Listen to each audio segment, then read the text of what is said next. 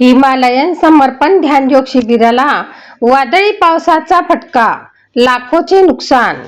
शहरात दिनांक 31 मार्च पासून सुरू असलेल्या हिमालयन समर्पण ध्यानयोग शिबिराला काल दिनांक 1 एप्रिल रोजी रात्री झालेल्या वादळी पावसाचा फटका बसला।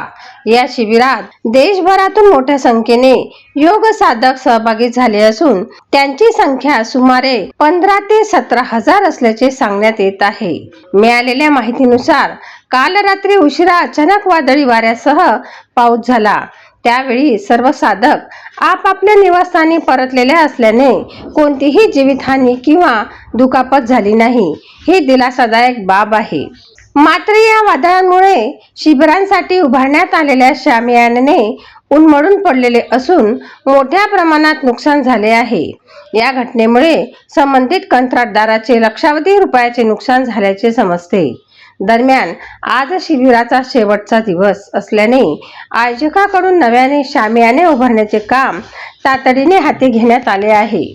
साधकाच्या सोयीसाठी आवश्यक व्यवस्था पुन्हा उभारण्याचे प्रयत्न सुरू असून शिबिर सुरळीत पार पाडण्यावर आयोजकांचा भर आहे।